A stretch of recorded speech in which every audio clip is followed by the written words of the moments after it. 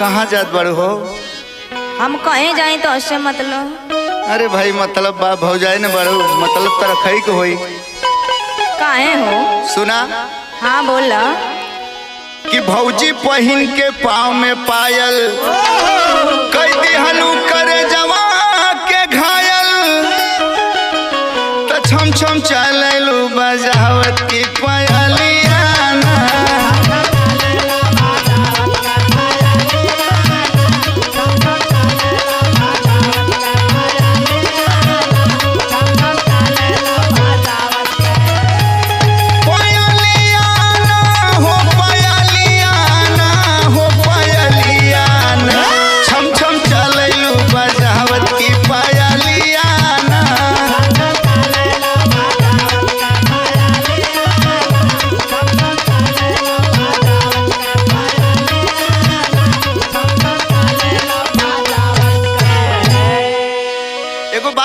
भौजी कौन बात हो?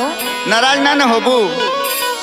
अब बोला जब ये कुल निहारत हुआ तो बोला। अरे भाई के निहारी हमारे न अधिकार बा।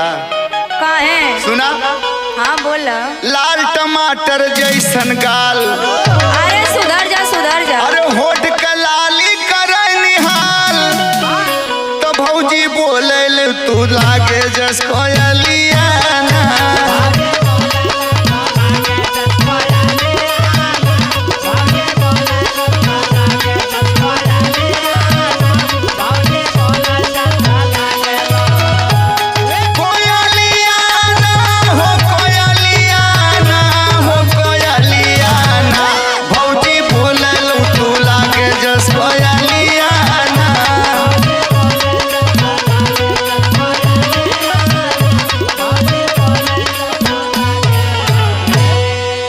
तुम्हारी डिजाइन देख के कितना लोग परेशान बने तो के मालूम बा?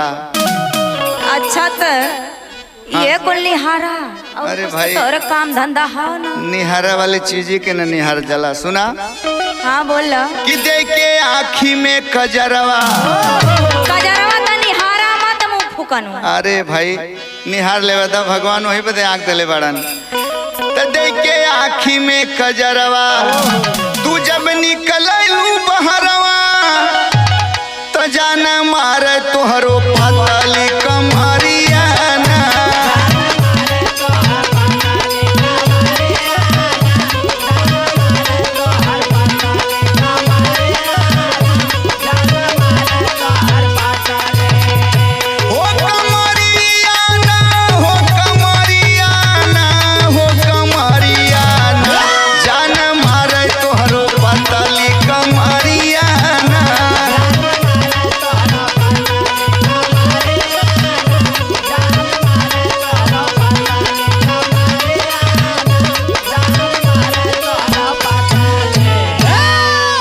देखा मुँह मत जाया। सुना भौजी हाँ बोला।